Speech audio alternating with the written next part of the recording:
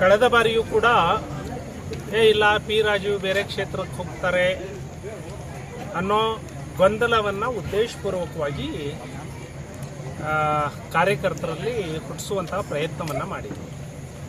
ಈ ಸಾರಿಯೂ ಕೂಡ ಇಲ್ಲ ರಾಜೀವ್ ಅವರು ಇಲ್ಲಿ ನಿಲ್ಲೋದಿಲ್ಲ, ಕುರ್ಚಿಯಲ್ಲಿ ನಿಲ್ಲೋದಿಲ್ಲ, ಬೇರೆ ಯಾವುದೋ ಕ್ಷೇತ್ರಕ್ಕೆ ಹೋಗ್ತಾರೆ ಅಂತ ಹೇಳಿ ಬಹುತೇಕ ಕಾಂಗ್ರೆಸ್ ಪಕ್ಷದವರೇ ಈ ಗೊಂದಲವನ್ನು ಹುಟ್ಟಾಕ್ತಾ ಇದ್ದಾರೆ. ಇಂತಹ ಯಾವುದೇ ಗೊಂದಲಗಳು ನಮ್ಮ ಕಾರ್ಯಕರ್ತರ ಮಧ್ಯದಲ್ಲಿ ಬರೋದು ಬೇಡ.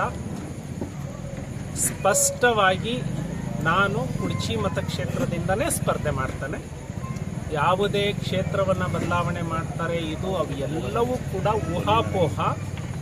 ಬೇಕಂತಾನೆ ನಮ್ಮ ಕಾರ್ಯಕರ್ತರ ಮಧ್ಯದಲ್ಲಿ ಗೊಂದಲ ಸೃಷ್ಟಿ ಮಾಡೋದು. ಹಾಗಾಗಿ ಯಾರೂ ಕೂಡ ಅಂತಹ ಊಹಾಪೋಹಗಳಿಗೆ, ಅಂತಹ ಗೊಂದಲಕ್ಕೆ ಕಿವಿ ಕೊಡುವಂತಹ ಅವಶ್ಯಕತೆಯೇ ಇಲ್ಲ. ನಾನು ಸ್ಪಷ್ಟವಾಗಿ ವೃತ್ತಿಗೆ ರಾಜೀನಾಮೆಯನ್ನು ಕೊಟ್ಟು ರಾಜಕೀಯ ನನ್ನ ಕರ್ಮಭೂಮಿಯಾಗಿ ಕುರ್ಚಿ ಮತಕ್ಷೇತ್ರದಿಂದನೇ ಪ್ರಾರಂಭ ಮಾಡಿದ್ದು. ಹಾಗಾಗಿ ನಾನು ಏನೇ ಹೋರಾಟವನ್ನು ಮಾಡಿದರೂ ಅದು ಕುರ್ಚಿ ಮತಕ್ಷೇತ್ರದಲ್ಲೇ ನನ್ನ ಹೋರಾಟವನ್ನು ಮಾಡ್ತೇನೆ. ಇದಾಗಿ ಈ ಸರ್ಕಾರ ಅಸ್ತಿತ್ವಕ್ಕೆ ಬಂದಾಗಿನಿಂದ ದೊಡ್ಡ ಸಾಧನೆ ಅಂದರೆ ಬೆಲೆ ಏರಿಕೆ ಮಾಡಿರುವಂಥದ್ದು ಹಾಗೂ ಅಭಿವೃದ್ಧಿ ಕೆಲಸಗಳು ನಿಂತು ಹೋಗಿರುವಂಥದ್ದು. ನನ್ನ ಅವಧಿಯಲ್ಲಿ ಸಾವಿರಾರು ಮನೆಗಳನ್ನು ಮಂಜೂರು ಮಾಡಿದ್ವಿ. ಈ ಸರ್ಕಾರ ಬಂದಾಗ ಈವನ್ ಸಿಂಗಲ್ ಮನೆಗಳು ಮಂಜೂರಾತಿ ಬಂದಿಲ್ಲ.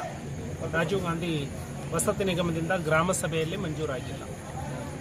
ಎರಡನೇದಾಗಿ ನನ್ನ ಅವಧಿಯಲ್ಲಿ SC STಗಳಿಗೆ ಎಷ್ಟು ಯೋಜನೆಗಳನ್ನು ತಂದಿದ್ವಿ, ಅಂತಹ ಯಾವುದೇ ಯೋಜನೆಗಳು ಈ ಸರ್ಕಾರದಿಂದ ಬಂದಿಲ್ಲ. ಈ ಸರ್ಕಾರ ಟ್ರಾನ್ಸ್ಫಾರ್ಮರ್ಗಳನ್ನು, ಸಾವಿರಾರು ಟ್ರಾನ್ಸ್ಫಾರ್ಮರ್ಗಳನ್ನು ರೈತರಿಗೆ ಮಂಜೂರು ಮಾಡಿಸಿದ್ವಿ. ಈಗ ಒಂದು ಟ್ರಾನ್ಸ್ಫಾರ್ಮರ್ ಪಡ್ಕೊಳ್ಬೇಕು ಅಂದರೆ ರೈತ ಕನಿಷ್ಠ 2.5 ಲಕ್ಷ ರೂಪಾಯಿ ಖರ್ಚು ಮಾಡಬೇಕಾಗಿದೆ. ಎಲ್ಲಿಂದ ತರ್ತಾನೆ ರೈತ? ಹೆಣ್ಣು ಮಕ್ಕಳು ಹಿಟ್ಟಿನ ಗಿರಣಿಗೆ ಹೋದರೆ ಏನು ಮೊದಲು ದುಡ್ಡು ಕೊಡ್ತಿದ್ರು ಅದರ 4 ಪಟ್ಟು ದುಡ್ಡನ್ನು ಕೊಡಬೇಕಾಗಿದೆ. ಒಂದು ಸಣ್ಣ ಗೂಡಂಗಡಿ ಇಟ್ಕೊಂಡ್ರೆ ಅದರ ಕರೆಂಟ್ ಬಿಲ್ಲು 700 ರೂಪಾಯಿ 800 ರೂಪಾಯಿ ಬರ್ತಾ ಇದೆ. ಮೊದಲು ಅವರ ಮನೆ ಬಿಲ್ಲು ಮತ್ತು ಅಂಗಡಿಯ ಬಿಲ್ಲನ್ನು ಸೇರಿಸಿದ್ರು ಕೂಡ 500 ರೂಪಾಯಿ ದಾಟ್ತಿರ್ಲಿಲ್ಲ. ಇವತ್ತು ಮನೆಗೆ ಫ್ರೀ ಕೊಡ್ತೀವಿ ಅಂತ ಹೇಳಿ ಮನೆಯದು ಅಂಗಡಿದು ಸೇರಿಸಿ ಮತ್ತೆ ಬೇರೆಯವ್ರದ್ದು ಇವ್ರ ಮೇಲೆ ಹಾಕಿ ವಸೂಲಿಯನ್ನು ಮಾಡ್ತಾ ಇದ್ದಾರೆ. ಹಾಗಾಗಿ ಬೆಲೆ ಏರಿಕೆಯಿಂದ ಜನ ಬೇಸತ್ತಿದ್ದಾರೆ. ಗ್ರಾಮ ಪಂಚಾಯಿತಿಯಲ್ಲಿ ಯಾವುದೇ ಅಭಿವೃದ್ಧಿಗಳು ಇಲ್ಲ.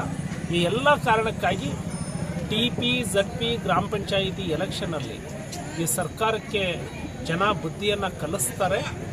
ನಾವು ಒತ್ತಾಯವನ್ನು ಮಾಡ್ತೇವೆ ಈ ಸರ್ಕಾರಕ್ಕೆ ಆದಷ್ಟು ಬೇಗ ಗ್ರಾಮ ಪಂಚಾಯಿತಿ ಮತ್ತು ತಾಲೂಕ್ ಪಂಚಾಯಿತಿ, ಜಿಲ್ಲಾ ಪಂಚಾಯಿತಿ ಚುನಾವಣೆಗಳನ್ನು ನಡೆಸಬೇಕು.